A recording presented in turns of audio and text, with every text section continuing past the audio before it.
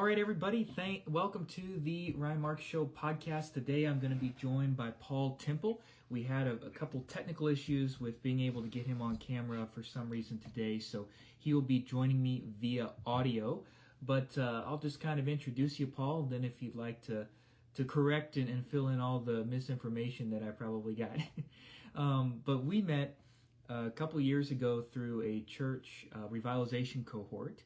And that's kind of going to be the topic of our conversation today, church revitalization, and specifically church renewal and how church members and perhaps pastors is seeking to get involved in that work and find some encouragement and some tips from having been in the trenches. Tell us a little bit about your background. I know you've pastored for years, and I believe you're doing some work bivocationally at a college these days.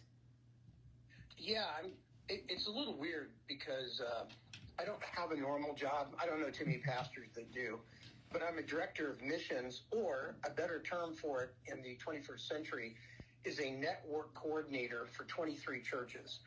And then I also work with 3 other churches that aren't part of the network, mainly as an advisor, connecting them with resources, that sort of thing. I teach college astronomy, just an introductory class at Central Methodist University, and I'm the director of the Morrison Observatory there. So when people ask you, well, what do you do? It's a little hard to explain in one sentence.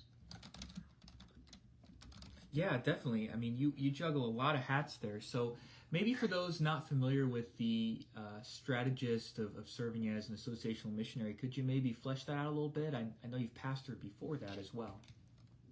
So basically, the term director of missions comes out of a mission emphasis in the 50s and 60s in our denomination. And it was the idea that every group of churches, and that's what an association is, it's a group of churches voluntarily coordinating together, usually in one location or one area, to focus on missions. So they called the person that leads it the director of missions, to help churches see the mission of Christ in their own fields, and then also in other fields, either in the area or in the state or overseas. And so, yeah, I had 40 years of preaching experience, but I also, in between a few churches, taught high school.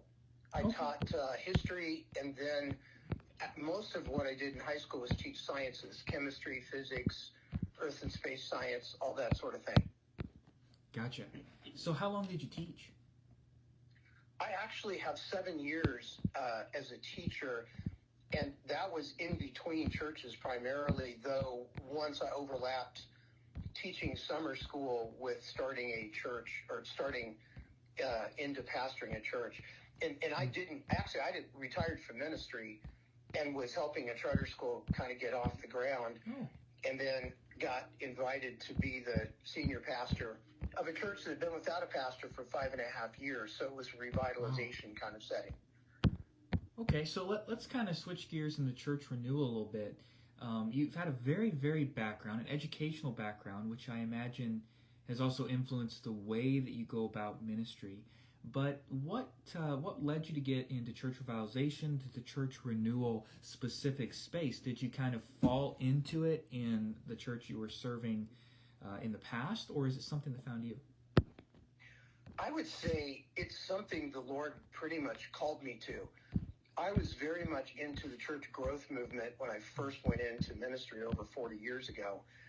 And the church growth movement was, if you go in, change people's attitudes, fix up the building, have a good location, God will bless you and your church will grow.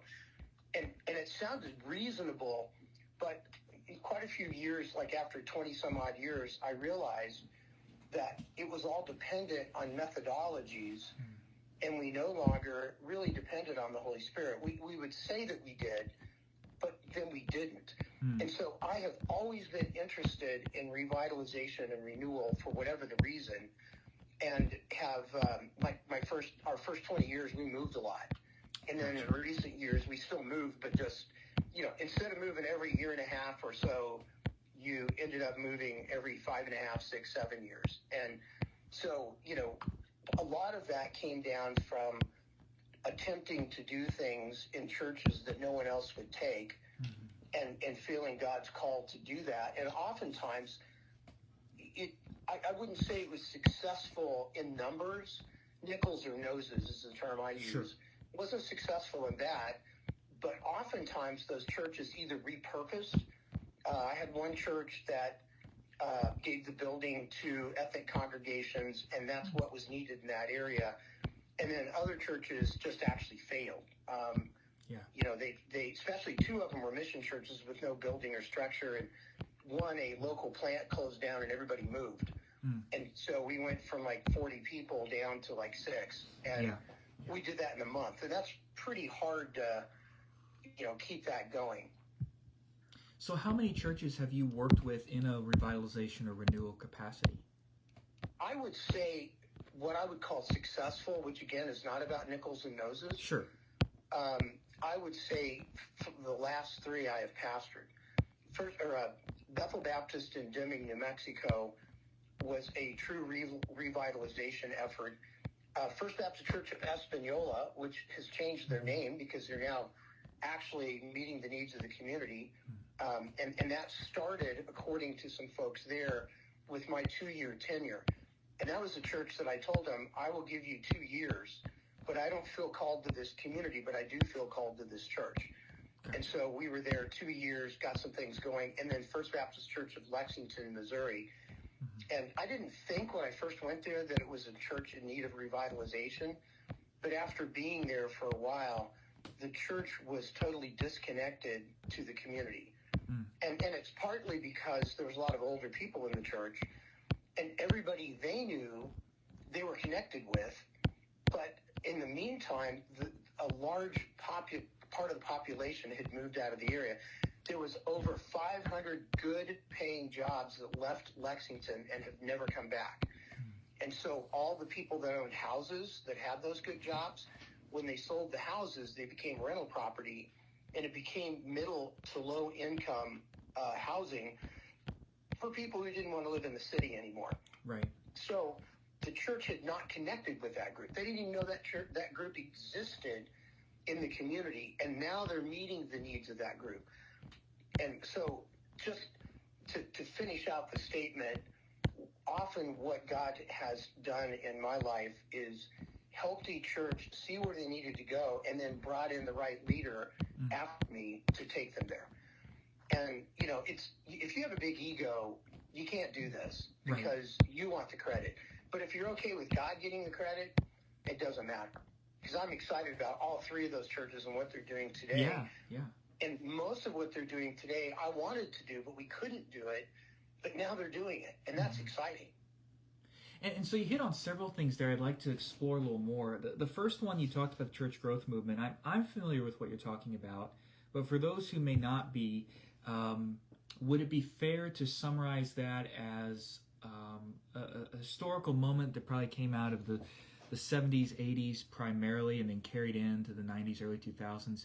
It focused on an attractional church and the programs, and it very pragmatic, as you mentioned, rather than scriptural, very strategy-driven. Would that be a fair way to represent that? Yeah, I would say that, but I would go back earlier into the 40s. Oh. The movement really began after World War II with all the GIs coming home, and many of them had been overseas for the first time in their life. They got a new appreciation that, if you grow up in one little community, you don't really know what's going on in the world. But when you know what's going on in the world, realize there's great needs even in your own country. Right. And so much of the church growth movement came out of that. Wynne and McGavran were the 2 main architects of that back in the 50s and 60s. Okay. And so what their focus was to get the church spiritually ready, to look at the metrics. Okay, are you reaching the community? Do you have enough space? All of that.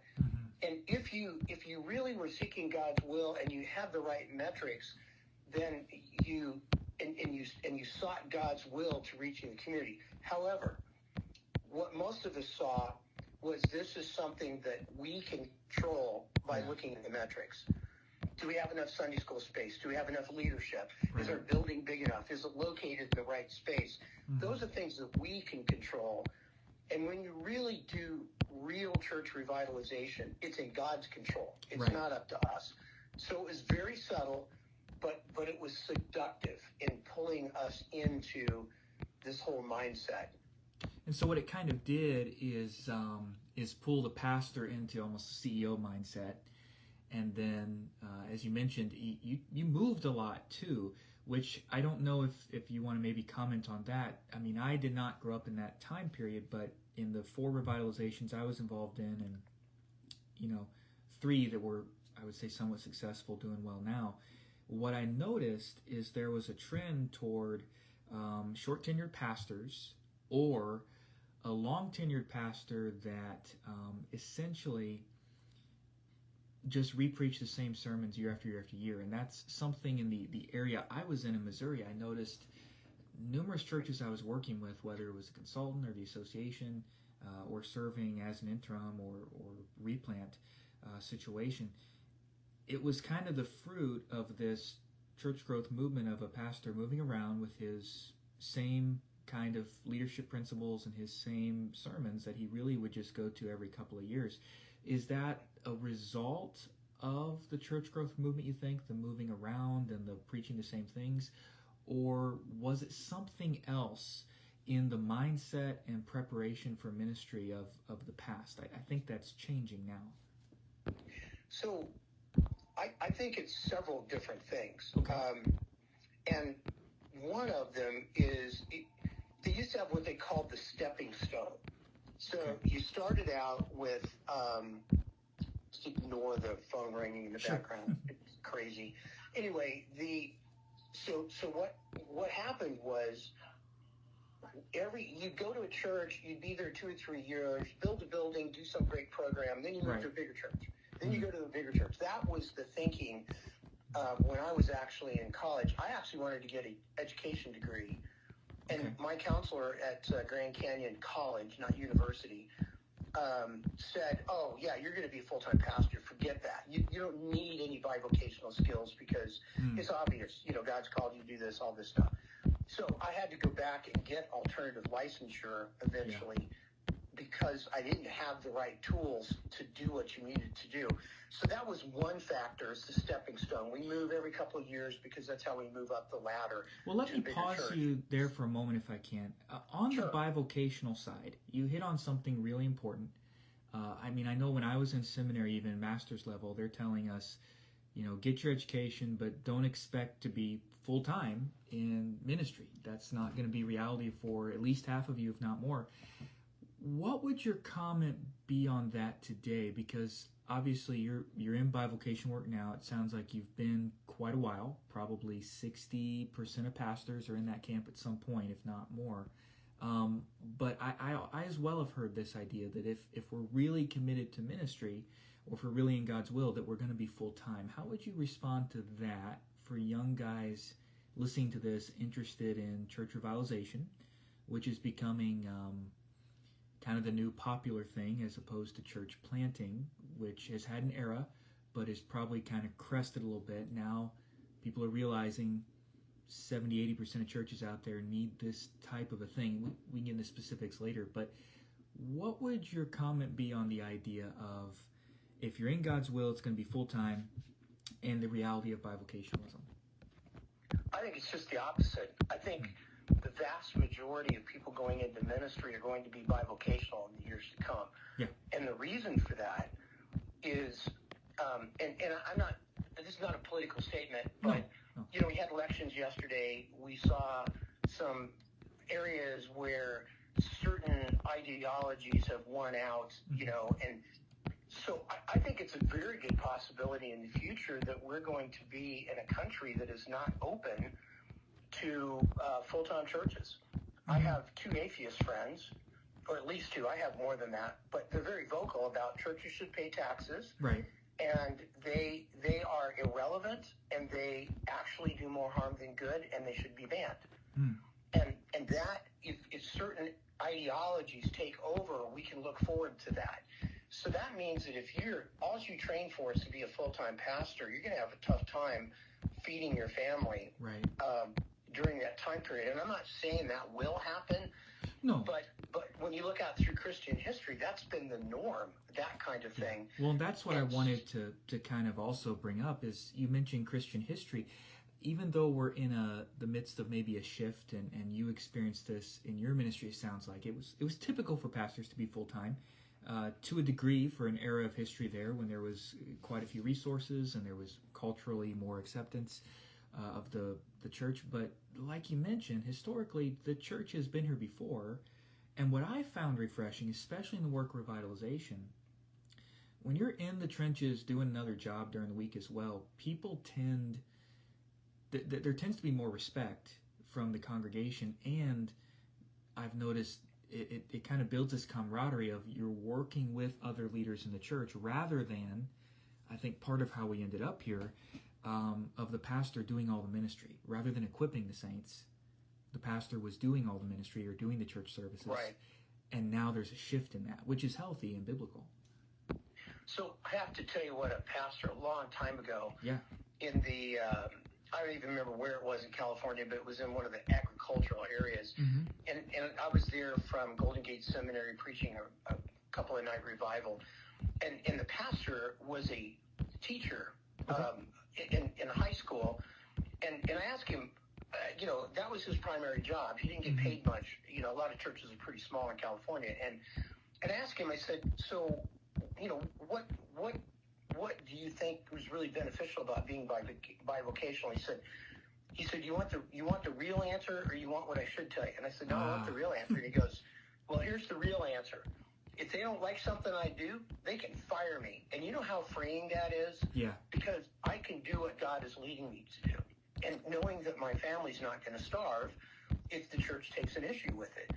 And he'd been there like 10 years. I mean, so you're not talking about a guy's going to get fired. Sure. But you said you can just go into situations with more confidence and more trust in God because you're not making your living from a fickle church that may or may not want to follow God's will. So I mean, it's kind of funny, but it's actually very true as well. Well, yeah, you can have the ability to be more prophetic, if you will. In other words, take a stand on a biblical issue and not be as concerned about the consequences. I mean, I know I saw that too. It is a conflict of interest when you're full-time, but we go back to the New Testament.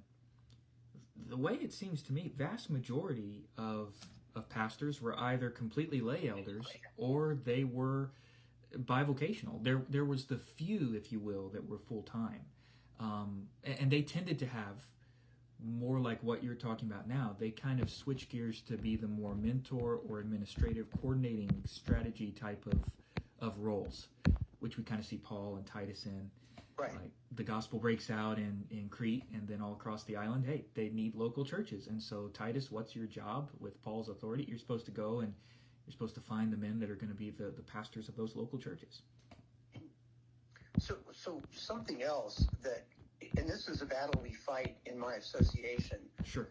Because we have a lot of, we have some pretty good sized churches, but none of them are over about 250 max. Right. And that's probably on Easter Sunday. And most of our churches are, what we call normative size, which are under 60. And trying to find a pastor for the vast bulk of our churches is an exercise in futility. And you would think with the seminary being nearby, it'd be easy. And that's the way it used to be. But seminary students often nowadays are having to work one or two jobs on top of going to seminary. And we often characterize them unfairly as being lazy and not committed, blah, blah, blah. But at the same time, the churches can't really pay enough to pay, to help them get through. So when I was in seminary at Golden Gate a long time ago, and I actually finished at Midwestern, but I did 2 years at Golden Gate. Gotcha. I was making really good money cleaning houses for a living. Now, I was still doing it like 20 hours a week. Sure. But with that 20 hours a week, I was able to buy my food, pay my room, and pay off my seminary by the end of each semester. You can't do that anymore. No. So one of the things we're trying to do, and this is very similar to what Mark Halleck has done at the Calvary Family of Churches in Englewood, Colorado, and he's working with the North American replant team. Okay. And they actually raise up. They have a 2-year internship, and literally people move from all over the country to come there to be trained, and then they send them out to do revitalization or church planning. And right now, I think there's over 50 churches in that network, not all of whom have been started by Calvary, but the majority of them have. And Calvary, they run about 300. And every time they top out at 300, they send another group out to revitalize or start a church. And what I see a need for, and we're trying to kind of slowly but surely build in our association, is a need for lay pastors who are really pastors. I mean, I hate the term lay pastor because you're either a pastor or you're not, but they are dedicated to serving a congregation, and yet they're bivocational, and they are well aware that they cannot be full-time. I mean, and I'm not sure. One of the things I found, too, as a full-time pastor, it was really easy to start losing touch with your community unless you spent a huge amount of time and energy going out and connecting. And, that part... And churches often want you to literally camp in an office for 8 hours a day, 5 days a week, and wait for one of them to show up and talk to you. And that's not really doing the work of the ministry. It's hard to do the work of the ministry from inside your office. True. I would kind of kick back on that. Wouldn't you say that is, though, a generational thing? For example, most people under 40, 50 years old are probably not going to come show up in your office during the week. So I think it's, not at all. As we kind of switch gears here a little bit in our conversation, you hit on several things, but then I'd like to kind of move more into what revitalization looks like and church renewal, because it's a spiritual thing. It's not just a checklist, but there are like some markers or some indicators that are helpful as a tool. But you did mention the idea of wanting men that are really pastors. One of the things I've been watching and that I just think is something we're going to encounter, and it sounds like Calvary is doing this, and I've seen it with some buddies and stuff. A lot of the next generation of pastors are really having to reevaluate the seminary path. Because like you mentioned, one, they can't pay for it. They're going to be entering a job which probably has no health benefits, maybe $40,000 or $50,000 a year on the good end. Most churches, as you mentioned, are not 60 or more members. They're less. And the reality is we're going to have to train pastors, I think, in the more Jesus way. You train them as mentors, as mentor-mentee relationships. And you can still have a high-quality pastor, you can have high-quality education that way, but it seems like we're seeing revitalization of this, whether it's a residency or a partnership with different conventions or denomination. I also wonder what your thoughts are. You kind of hinted on this when you first were talking in the beginning about a church that changed its name. What do you see about the effectiveness of a church's ministry for the gospel and the denominational barrier? How do we navigate that? It's part of church revitalization when denomination becomes the sacred cow, or the name or the building, over ministering to the community. How do we overcome that? How do we get back to being known as being Christians and rejoicing in the fact that somebody comes to faith, whether or not they, quote unquote, take on our denominational label? So I'm going to read to you a scripture passage. This should be very familiar to most folks that come out of the church background. And it's Romans 12:1 and 2. Therefore, brothers and sisters, in view of the mercies of God, I urge you to present your bodies as a living sacrifice, holy and pleasing to God. This is your true worship. Do not be conformed to this age, but be transformed by the renewing of your mind, so that you may discern what is the good, pleasing, and perfect will of God. So it sounds like I'm not addressing this. I am. Okay. What I see is, if you get the spirit of the people that you're working with back with God, with Christ being the head of the church, I don't think it matters as much about all those other things. I mean, honestly, if you're up in New England and you want to put Southern Baptist in your name, that's like a really dumb thing to do, because that has very negative connotations that go clear back to the Civil War. Right. We lived there for a while. I know that for a fact. But the bottom line is, when I look back at that experience, if your church is not truly doing what it should do spiritually, which is being transformed, you can be transformed so you can know God's will and be a living sacrifice of worship every day, it almost doesn't matter what you do, because you're not going anywhere. If Christ is not the head of the church, and your people don't see him as truly the head of the church, and they're not in touch with him every day, then you can spend millions of dollars on revitalization and renewal, and nothing permanent or lasting is going to come out of it. So I'm a huge believer that you must start with the spiritual realities of a congregation and helping them to develop good devotional habits and get refocused on who is the head of the church, not the noisy guy or the head deacon or the pastor, but Christ is the head of the church. And are we consulting him daily for his will, or are we just doing what we think sounds good? And you hit the nail on the head there, I think, in essentially defining success as faithfulness to Christ. And that's something that has been lost with being obsessed with success and butts in the seats. And like you're saying, I've seen the same thing. Growing up in Missouri, to some extent more the Bible Belt, much more cultural acceptance of the faith. You can have your first whatever church name on there and still be somewhat successful. Where I'm at now in Illinois, Greater Chicago, you that alone will turn people away. And just finding a faithful church is extremely difficult. But you mentioned something really important. It's about faithfulness. So as we begin to unpack that, you mentioned the spiritual reality being the most important thing for renewal. Being faithful to the Lord, him truly being the head of the church, and being more concerned with being pleasing to the Lord than being culturally acceptable. Maybe I could say it that way. But as we're doing that work, what are some of those spiritual renewal markers, or maybe the process, so to speak, that you use? Not that it's completely pragmatic, but some of the spiritual framework and steps that you have come to walk through. What would some of those be? Well, I have what I call the Holy Triune, which is not necessarily about God, and that's Bible study, meditation, and prayer.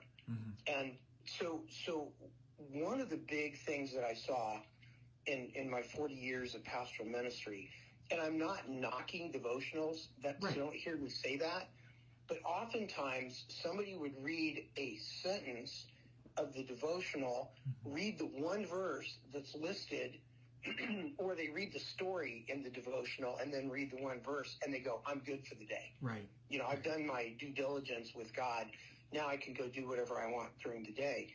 And one of the biggest things for me was recognizing that I was not spending time with God every day. So I used to be a night person. I am now a morning person because I get up before, I still do this. I used to get up before all the kids and my wife and everybody, but now I don't have to worry about those things, but I still get up at 5:30 and I do an hour and a half Bible study and prayer.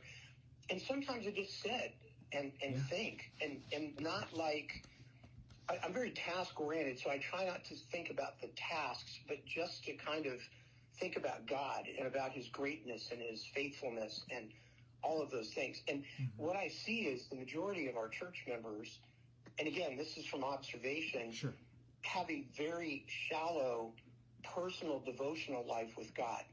And I don't know if it's they don't really get it or if they've never been taught. And I think with the demise of training union back in the 60s, 70s, and 80s, by the 80s, it was pretty much gone. We used to learn about devotions and prayer on Sunday night during church training. Well, that went bye-bye by the end of the 1980s. Right. And then most churches never reinstituted a discipleship. So the basis of discipleship is your personal walk with God daily and having a mentor or a group that you are accountable to. Right. And most churches don't have that. And I have to say, I always thought Sunday school would do that job. And then I found out very rudely that no, Sunday school does not do a good job of that. There needs to be a concerted effort. And, Jesus says to love God, love your neighbor, love each other, and go make disciples. Right. Those are the four things that he says that are non-negotiable. And very few churches I know of have a go make disciple mentality. Right. Not only evangelism, but also the follow. Yeah. Oh, did I lose you, Paul? I think I lost you. So we're going to try to get him back on the phone here. And then we'll continue on. So we'll wait just a second here. Hopefully we can get Paul back. But as we are doing that, I think Paul hit the nail on the head, which was actually the last conversation that I had with somebody on expository discipleship. I think that really hits the nail on the head of how it's important to make disciples. Hey, Paul, are you back? Do we have you back?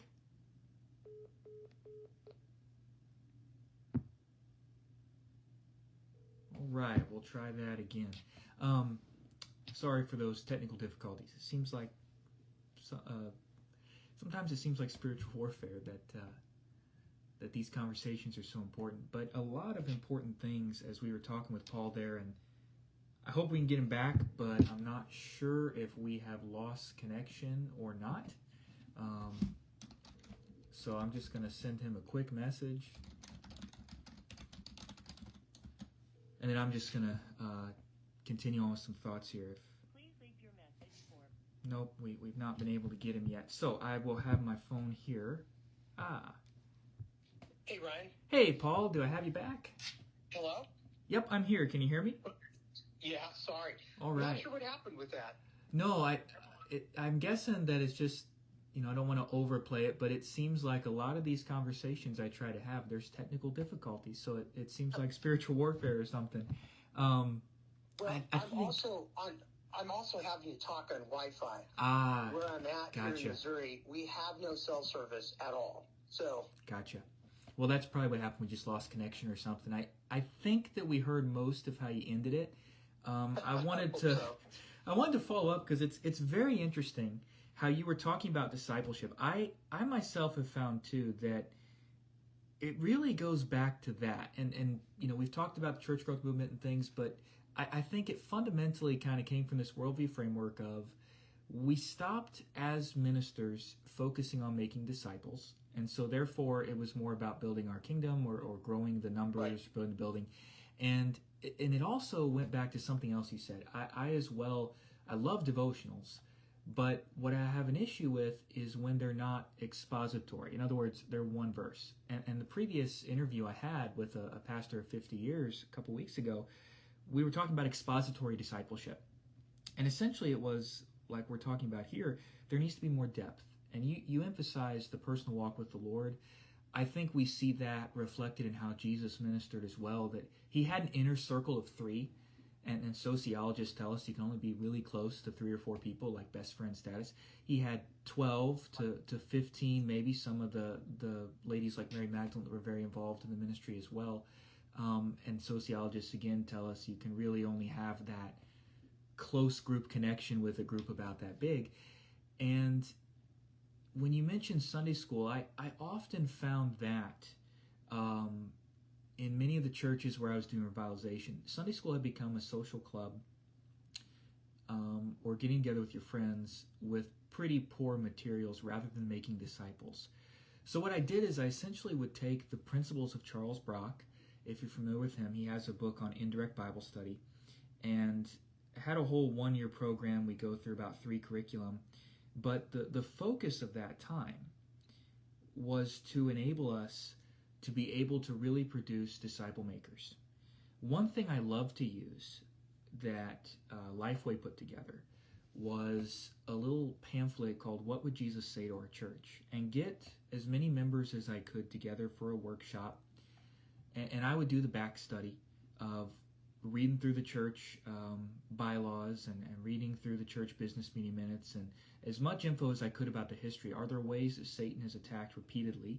because I don't think we should be ignorant of his devices. I've found there's many times cycles how he tends to attack. And then we would just take a minute, break up in some small groups, study the 7 churches, come back, and what are the compliments, what are the criticisms, what are the concerns Jesus is sharing with each of these churches, and then pass out a survey. And, hey, anonymously, what is Jesus saying to our church? And then I gather those, and I would take back the statistics on that to the church. And it was interesting how every time I would do that, 90% agreement or more of people just simply getting between themselves and the Lord after having time of looking at some reality of the facts of our church, getting some Bible teaching, looking at what Jesus is actually saying to 7 churches, where he only speaks positively about 2, and those statistics are so similar to study after study we do of the state of churches and church health. But it's interesting that so often the 2 lowest things in churches, self-assessed, and that always worked better than me telling a church you're weak in these areas, was evangelism and discipleship, which are 2 sides of the same coin. If we really go deep in our personal walk with the Lord, and you said this, we're also accountable to a small group of people. We have others in our walk that are involved and know what's going on. And when we develop that heart to be disciple makers, this isn't just the pastors or the committee members or the whatever responsibility or the Sunday school teachers, but when we really look at what that teaching word means in Matthew 28, it's about teaching obedience, which every parent and grandparent understands. Teaching a child obedience is much harder than simply passing on information. It begins to take on a different tone. So another thing that is a reality, and I know I'm throwing a lot at you for a response here, but another thing that's reality in a lot of small and normative sized churches is we don't have the people to have all the programs. So it's about igniting a multi-generational vision. And that's what I saw happen is we got away from having, classes. And what we really did is, let's take the same money we're putting into quarterlies or devotional materials that aren't producing the result that we want. Let's get a book that we can read together. And I'm a big believer in Paul's statement to Timothy. Give attention to public reading of the Scripture. Read Scripture in a group setting of the church, in the small groups, and then learn to expositorily discuss it and hold one another accountable and steer the conversation yourselves around, are we staying on point in what the text is saying? And when we do that, we're approaching the Lord with an open heart. We're studying His Word in a deeper way. We're going beyond simply feelings or perceptions, or did I get my spiritual moment for the day, to am I being corrected? Is my worldview being confronted? Am I having a sin that I need to confess? Is there a habit I need to confront? Is there something the Lord's encouraged me about I need to celebrate? And it changed things and developed a discipleship that was defined by Paul's statement, which is that I consider myself the chief of sinners. I have found that seems to be the heart of true discipleship in terms of success as a leader. It's have folks gotten to a greater understanding of walking in humility. They're the chief of sinners. When you view yourself that way, it changes all the evangelistic barriers we can talk about in a church of, am I not, reaching out to somebody appropriately? Are there barriers of types of people or something? If we can get back to the basics of the gospel and the fact that you're unworthy and that you have a lifelong process of sanctification the Lord needs to do, then it changes everything. So it almost sounds like, and I'm tossing the ball back to you, it almost sounds like the heart of all church revitalization or church planting or any of it really goes back to discipleship. And are we biblically doing that, or do we have a different paradigm? Actually, I agree with you. The only caveat I'll throw in, or I guess the caveat's a good word, anyway, is I am working on doing discipleship from the pulpit. Yes. Now, so here's the deal, though. You can do it expositorily. It's harder to do what I call spiritual triage. When you get into a group that they are so carnal, right, and everything that you just have nothing to work with, yeah, and they don't, they won't come to anything, they won't do anything. So the one thing a preacher can do is preach. Right. I personally used expository topical, Yes. where I would let the verses speak, the message, but I would use themes to help address the spiritual needs of the church. Right. Now, Right. I don't think it's the best way to do things on the long haul, but sometimes, going through and looking at, okay, what does it look like to be a Christian? And one of the Right. other things, this really shocked me. I have a friend named Dave Early who I think he still is, a professor at Liberty University. And he's written a whole bunch of books called, like, Discipleship is, Evangelism is, Pastoring is, Mm-hmm. and it goes in and talks about it. And one of the things that he mentions is that the majority of Christians that he's run into really don't know Mm-hmm. what Jesus taught. Right. Now, Jesus gives, 3 commands and a commission, but there's anywhere from 50 to 500 teachings Yes. of Jesus. Mm-hmm. And I did, just to try it out, I did an entire year going through, and I picked a list that he put in one of his books, Mm-hmm. and we took one per week on a Wednesday night with a crowd that the average age was probably about 80. Sure. I drug down the statistics to more than that, but it was about 80 for everybody else. Gotcha. And by the end of it, they said, "Pastor, why haven't we done this before? Why is it taking so long? We didn't know this is what Jesus taught," because it Right. was systematic and linear. Yes. So it's not like one week you're in Ecclesiastes and the next week you're in Revelation, like you do sometimes Yeah. in the Sunday school literature. Sure. And throwing in a few good things about each of those verses doesn't connect them in people's minds. So Mm-hmm. I found that, trying to give people a picture of what a disciple looks like, and then using the expository methodology to examine those target scriptures was helpful, but it's also still a process that Yes. takes a while. Yeah. And so I agree with you. I think doing, I love 1 Peter and I love 1 Yes. John. 1 John's one of my favorites to do Yep. expository discipleship with. Mm-hmm.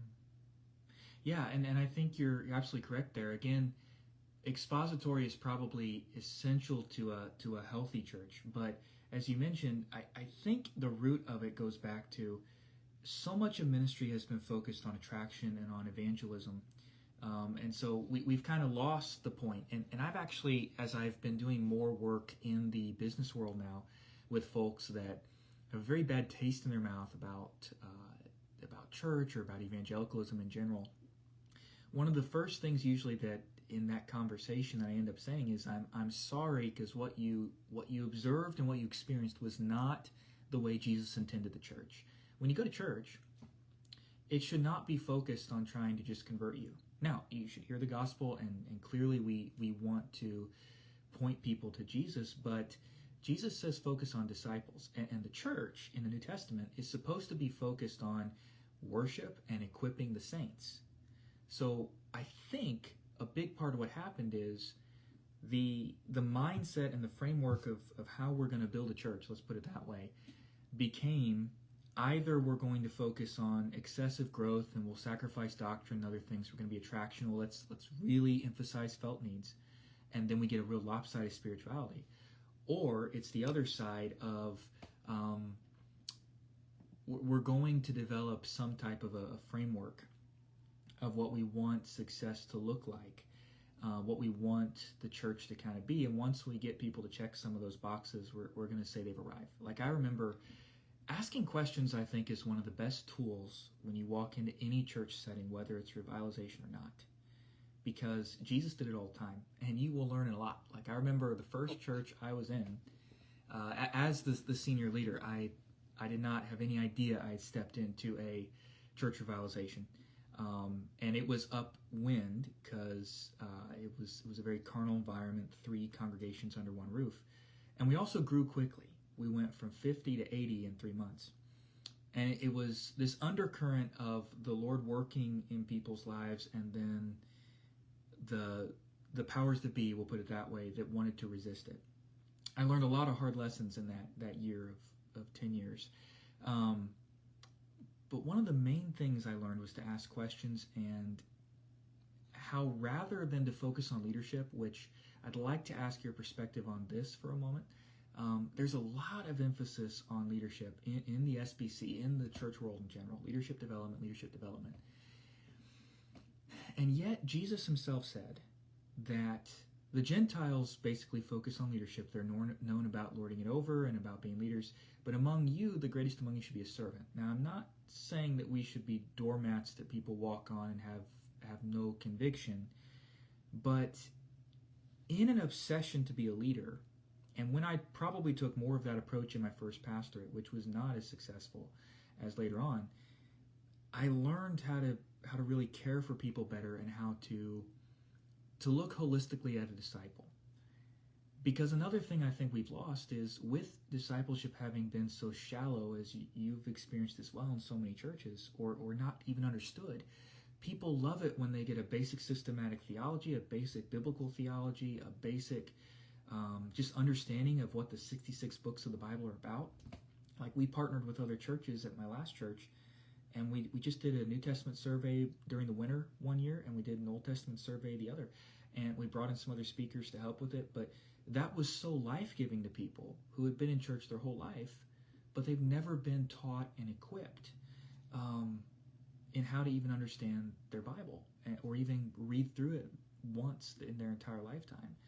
And so I guess where I'm going with this is, if we adopt the posture and the mindset of being a servant first and foremost, that to me seems to be what Jesus focused on with his disciples more than leadership, because they were going to fail, they were going to have blunders. But the unhealthy thing I've observed from the leadership emphasis is I've had pastors of 20 years plus tell me, never admit you're wrong. And I just think there's something incredibly wrong with that. The pastor should lead with humility. The pastor should be willing to admit. Otherwise, what's he going to produce in the people that he's investing in? What would you say in terms of the leadership emphasis and how to approach that as a pastor in general? Well, I think Jesus set the example when it talked about he emptied himself. Yes. Because, he's king of the universe, made the universe, but he emptied himself from those things and followed his Father here, did his Father's will here on the earth. And that's what we're supposed to do. Yeah. And so it's not about us, it's not about me, and it's about servant. And as you mentioned earlier, faithfulness to serve. One of the things that is a challenge, and I've been challenging our pastors to this, is find the one or two guys that you're going to invest your time and energy in. Yeah. And so I have a guy he's relatively new in our association. His church was out for the association for 20 plus years and has come back into it.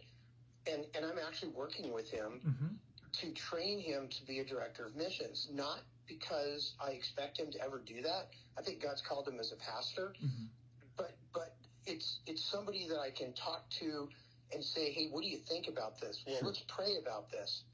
Then there's some people I've been working with on being better pastors, and then there's a kid that graduated from college last year, and I meet with him on a regular basis.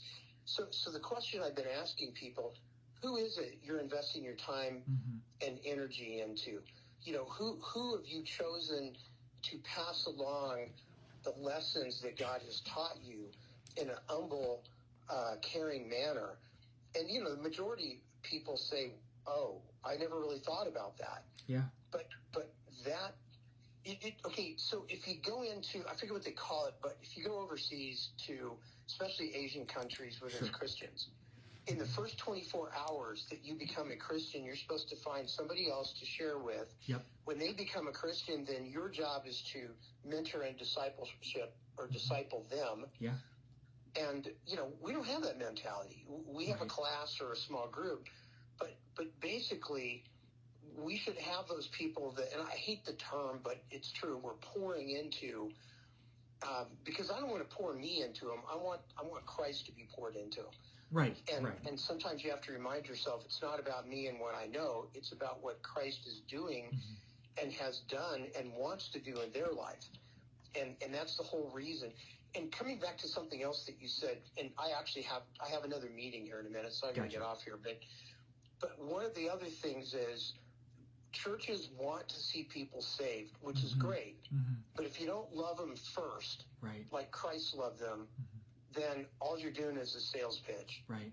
And the sales pitch without the Holy Spirit is just a sales pitch. Right. And if you've ever been to the fair and you go through the exhibition halls and everybody's trying to get you to come into their booth and you don't want to do that because you don't want to spend all your time talking about a product you don't want, that's how a lot of non-Christians see the church today, is we're just out there getting nickels and noses and we don't really care about them.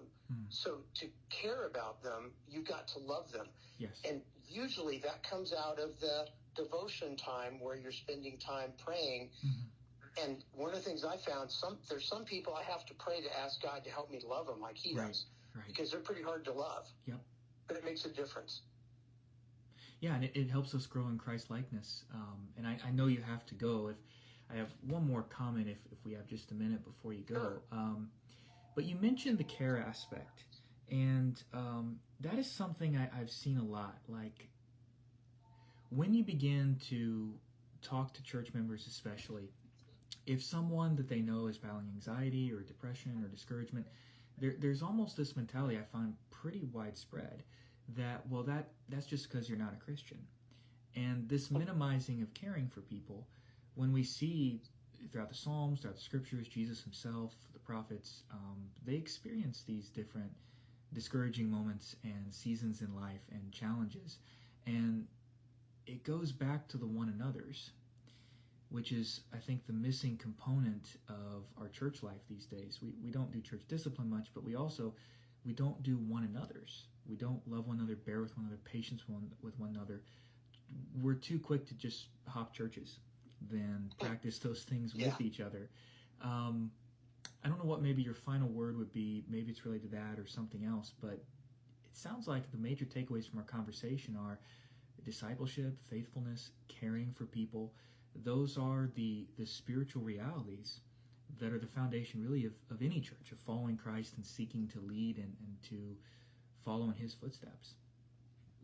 And I think that all of those things have been the missing factor in why so many churches are struggling today. Yeah. And they still have that attractional mindset. I mean, because virtually every church I've pastored, somebody will donate money so we could do we did this one time, a steak dinner for the community. Yep. We had 100 people show up. Yeah. And then for the Christian event afterwards, 20 of them stayed, and they all were from another church. Right. And, all the rest of the folks slipped out between walking from one door to the next. They went into their cars and went home, Yep. They were glad to get the free steak dinner, but they didn't really want anything to do with the church. And so we still have this attractional mindset. Yeah. But what we need is the mind of Christ and to be transformed to know God's will. That's what's more important for our church people. And so we're getting ready to start a renewal thing in a church in our association. And the big thing is we must be on the same page spiritually, seeking God's presence and his will, not about all these other things, leadership and direction and planning and all. And that's all good. But if the Lord's not in it, you're just kind of wasting your time and energy. Yeah, laboring in vain to build a house. Yeah. Yeah, that is true. I just read that this morning, by the way. Seems like there's a scripture. Oh, well, there you go. I mean, expositorily, the Lord's speaking through. Well, it has been great to have you on today, Paul, even with our technical issues. I appreciate your time and you sharing your experience and wisdom with us. Well, thanks, Ryan, for asking me. This is the first podcast I've ever been on. Oh, well, hopefully we can do it again sometime. Yeah, I've got all sorts of weird stuff we can talk about, but I'm very passionate about church renewal because Christ died for the church. We oftentimes think of the church as a building, but it's the people, and he died on the cross to save us from our sins, to give us his grace, and that's what we do. I mean, if we're not really doing that, then we're not really the church. We're just a club. Yeah, absolutely. What would your advice be to younger guys or pastors in the trenches now that are trying to experience church renewal or that are strategically stepping back from what pastoring has been? That's a theme I've seen with some folks too. To change the way that they're going to be supporting and encouraging the local ministry in their church. Well, I hate to plug other things, but I'm going to. Mark Halleck and Yes. John Mark Clifton. Yes. Those guys have bukus of podcasts that Yep. talk about renewal and revitalization, Mm-hmm. and those are worth doing. I think the biggest thing is find, and hopefully if there's Southern Baptists out there, you have a state convention or an association that has resources. Like here in Missouri, we have Resound, Right. and I'm a zone catalyst for Resound, which sounds way more impressive than what it really is. But the bottom line is there are helps out there. There's lots of resources. But I think the biggest thing is finding that pastor that is doing this kind of work that can sit down and help you get refocused on following Christ in your ministry, whatever Right. that is. Right. And I think that's pretty important. And they're pretty hard to find. I know That's true. there's a lot of great pastors out there, but finding that guy that is willing to take time. And one quick story. Sure. The kid I've been working with who just got out of college, I talked to him. He sent like resumes to all these different people and resources. Yeah. And I asked him, how come you stayed in touch with me? He said, because you're the only one that responded. Yeah. And that really got me. You know, I know all the people he sent resumes to. I know what he was asking. He just said, put me on a list. I'd like to do public supply. And he got no response. Yep. Except for me. Mm-hmm. And to me, that's what we're here for. If we're not able to raise up a generation that can go into churches and pastor and preach and teach and encourage, what are we doing with our time? Yeah. And so, you know, that kind of shook me a little bit. It's kind of bugged me. And I had to rethink and say, am I doing everything I can do to really help and encourage those young guys that are struggling, Right. trying to find that way in ministry? Well, yeah, and I think you hit the nail on the head. I mean, that's where my passion has kind of shifted. There's also kind of the emotional toll of doing the revitalizations yourself. There is a spiritual weight to that. Yes. And I think that some of us may only have so many of those in us, but then the Lord kind of grows us to where then, okay, who are the guys I can encourage that are doing this work? Like Right. I think of two guys that got started in ministry now, and that's what I as well am looking for, is who are those guys whose hands I can hold up, encourage. You know, a few lessons, unfortunately, we both learned the hard way, but how can we help them and support them? Because that's really what it's about. It's not about just continuing to build something ourselves, but to help who's next. Right. Well, listen, Ryan, it's been really great. Hopefully we get to do this again. Yeah, we'll have to set up a time. I look forward to exploring some other topics with you. Okay. Listen, you have a great day, and for everybody listening, thanks for listening. All right, well, thank you once again, Paul, and God bless you. Have a great rest of your day, and trust that next meeting of yours will go well. All right, thanks. Bye. All right, bye-bye. All right, well, that was Paul Temple. For those of you joining us here maybe a little later on and jumping in halfway, we had a few technical issues, unfortunately, unable to get him on the screen. It does seem to be something we encounter sometimes in having these conversations, but he has a lot of years of experience. I remember meeting Paul in a cohort of pastors training, getting around on some Zoom calls and things to do training around church revitalization a few years back, and I found that very, very helpful. It was definitely something that helped me to serve better the church I was serving in. And I think there's a lot that we got out of this conversation with Paul. Now, I will say this. We didn't necessarily get a whole checklist of things. But if you go back and you take some notes and listen to the types of things Paul talked about, he's really talking, for those young guys out there or those church members, he's talking about the bedrock markers that a pastor or somebody like me that's trying to encourage a pastor or encourage churches or consult with them. These are the types of things that I look at and I look for when I'm either walking into a church service or helping consult with a church or talking with a leader, talking with a pastor, or even a church member. Sometimes a church member is telling me all the problems their church is having, and I begin to ask questions that are pointed at to really find out, how does the church talk about one another? How do they talk about their community? Is there a heart there? Is there a discipleship there? Is it well, we just want to do church the way we did in the 70s or the 60s? Is it looking for a pastor that can keep up a certain music style or operation style of church rather than really being about, are we seeking Jesus' face? I will say this. I've never seen a church struggling, spiritually speaking, that was seeking God's will. I've seen them go through all types of stuff in terms of financial troubles or difficulty in the environment they're in or whatever. But a healthy church is fundamentally focused on being Jesus' church and listening to him. So today was a little more geared on the nuts and bolts. I did want to add one thing that it kind of escaped my mind, and I apologize, I've been drinking some coffee today.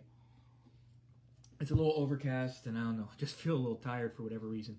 But something that came to mind in talking with Paul is a reminder again of one of those kind of cliches and common terms out there in the ministry world, and even in the church world, of just Christians in general that attend church. And I want to say this as we wind down today. You do not have to have been through what somebody else has gone through in order to encourage them or make an impact for the Lord. And I think, for example, of the fact of when I was in seminary, I signed up with several different churches to go in and to visit men who were in the county jail. And I had not been through the types of things they had been through. I did not have I don't have a criminal record. I didn't have these types of things. I'm going in and speaking to people who, quite honestly, I remember one time they took us to a cell block, our team that was going in to speak, and these were some of the scum of the earth in terms of the stuff they had done. And the prison guard was, that we were paying, by the way, we had to pay them overtime to take us in, unless they would choose to donate their time. And they were telling us on the way down, like 5 or 6 floors underneath the earth, down concrete after concrete after concrete cell. We were going down to talk to the guys who had committed some of the most horrible crimes, unspeakable things. And I remember the guard was just like, these are scum, scumbags. And I had to remind myself, nobody's beyond the grace of God. I mean, look, there's certain types of you hear it on the news or whatever, there's certain types of details, murder, rape, child molesters, pedophiles. These are horrific things, and these are horrible types of crimes, and these are horrible sins. But it doesn't mean that those people don't need the truth of Jesus too. And I remember being able to go in, and I was the one speaking that particular time we were going in. We did individual visits too. But I just remember the Lord gave a special grace to be able to go and to turn off my mind toward all of those opposition things I was hearing toward. No, I need to, because I had that mindset, as I mentioned with Paul. Jesus saved me. My sin may be different than these gentlemen's sins I'm talking to, but they are just as in need of the grace of God. And if God would save me, what a glorious thing it would be if he would save them too. And so I wasn't going with a focus on conversion, but on presenting the gospel. And there's a difference. I wasn't looking at these gentlemen as, let's get a check mark that I have converted them. I have seen that transformation take place. Rather, I want to go share the love and the care of Jesus and the truth of the gospel message with them. So my encouragement for all of us, whether you are on the church renewal side or not, from a pastoral perspective, and I think we heard a lot of encouraging things and great tips from somebody with, I believe Paul said, over 40 years experience about bivocationalism and the value of these things. But what we all can take away is care about people. Don't just speak the truth. We also need to speak the truth in love. I'm not saying don't be bold about what the truth is. Jesus certainly was, as were his followers, the apostles and the prophets before them, in the scriptures. But we need to actually care about people. And we need to care especially about our church families that we're part of. And it's not that there may never be circumstances where we need to perhaps move on from a situation, even as pastors. But let's be careful not to be so quick to jump the gun and really question the common statements and acceptable norms of how to do ministry. Let's really question that and take it back to the Bible and think through it. Does that worldview match up with the life and ministry of Jesus? And are we teaching people to be disciples of Christ himself? As we wind down the podcast, I want to talk about a couple of things in terms of how you can continue to support this work and interact. One, if you are a pastor, I am continuing to look for men that I want to help encourage you. I've been in revitalization myself 4 times. I have a heart like Paul as well to encourage guys. I'm not in that work right now, and some of that is that toll and that season. There is a weight to it. It's not easy work you're doing, and I'm looking at serving in a different way. Having gotten married about a year ago, a pastor's family dynamic is not what me and my wife chose that we wanted. I'm still serving in different ways in ministry, but I'm looking on how can I come alongside and empower, how can I help the next generation of guys train and begin to become pastors. Everything from the search process to the training process, it's a lot different these days than guys that have been in ministry 40, 50 years. It was a much different world than it is today. If you're bivocational, I've been in those trenches. I can relate. There's older guys that I know that can relate as well. And if I'm not the right fit for you, I'd love to be able to connect you with somebody, hopefully, that has some experience, would be a good fit to mentor. You need somebody to raise up your hands and to walk with you in these things. Also, to support this work, I am looking for what I am, quote-unquote, calling the 300. In Substack, which is my blogging platform and blogging hub, the podcasts find their re-release and kind of central housing place there after they are broadcasted live in different mechanisms depending on who the guest is and to some degree what the topic is, how the format is going forth for the original broadcast. But they find their home on Substack. Ryan M., the letter M, as in Michael. Ryan M. Marks, M-A-R-K-S. You can find me on Substack. You can subscribe for those resources, put out different things, especially of interest to those of you in the church revitalization space, the pastoring space, the training and discipleship aspects of your church, devotional as well. Have some projects looking forward to get going. But as I mentioned, the 300, I'm looking for, quote-unquote, 300, and I kind of echo that back to Gideon's 300. I'm looking for 300 supporters that will take the paid tier of the blog. That would provide a tremendous support to be able to continue these types of work, because podcasts and articles and blogs, most of that stuff, not all of it, some is exclusive, but those are things I'd love to be able to put out for more people and to be able to do more of that is public facing and providing these resources and connecting with folks. It takes time and energy and technology to get it going, and so your support would be greatly appreciated in the mission of equipping more men and helping churches to get healthier from this type of equipping framework. There also are some of the folks that Paul mentioned today, like Mark Halleck and the family of churches there from kind of the home base of where he serves, and John Mark Clifton, who have some great resources. There's other guys out there too. Tom Rainier has some great little short booklets on Autopsy of a Deceased Church and Autopsy of a Revived Church. They're really great things. If you can't afford to buy the book, find it on Amazon, open up, go to the table of contents, and look at his breakdown there. 9 Marks with Mark Deaver has something really great on what is a church member, a really thoughtful work that can be helpful, as well as his classic book that he has written on 9 Marks of Healthy Churches. They are a great way to think through from a biblical level and a practical level of are we living out these biblical truths that we are called to live, or have we become pragmatic? My takeaway thought for us all, as I then say adieu from the podcast today, is do you have a way that you are showing care and nurture to other people? Are you caring for them? Are you showing support when they're going through a difficult moment? Are you being quick to dismiss it or to move on about your day, kind of like the parable of the Good Samaritan? Or do you take a moment to express the support and the encouragement you can? I'm thankful to have some mentors like that in my life. And that's what I'm doing these days. That's what I'm looking to do. So if you know someone, if you know a man, I work with men, I work with couples on the financial coaching side a little bit too, but I work with men primarily. I work with guys because that's where my passion is. And I want to help them, and I want to encourage them. I want to be that guy that can walk with them, can be the one that can help be somebody to lean on as they're going through things in life, and be able to equip them and to help them to walk through alignment in all the ministry load or the business load that they're carrying.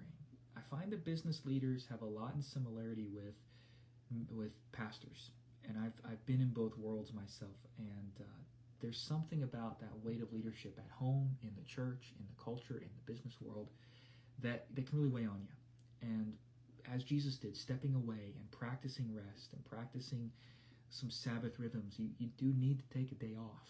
It's going to hurt your health and your family and so many things if you are habitually working 24/7 and always plugged in. It can cause all types of problems. So I love to help engage in that. Then look practically. How is our home? How is our financial health? How is our leadership? How is our efficiency? How is our work strategies and habits? Are we working in a way that's wise, or are we doing a lot of busy work without much meaningful work? And if so, how can we bring alignment to that? Jesus lived the will of God in a way that wasn't rushed, that wasn't hurried, and the Lord intends that, I believe, for every one of us. We have busy moments, but our life was never meant to be this constantly depleted thing. Rather, in Matthew chapter 11, I believe it's verses 20 through 30, we're meant to live yoked to Jesus. So how can we show care to others, and how can we experience that care ourselves? And sometimes, I know I found it, I need help in doing that. I need those men in my life, like Paul, who I can have a conversation with and can be a reminder to me. So thank you for your time today, for joining the broadcast. If you know someone that fits that description of what I was talking about, would you connect them with me? I'd love to have a conversation. Who do you know that might benefit from a personal conversation about those things to encourage them and help give them tools to move forward?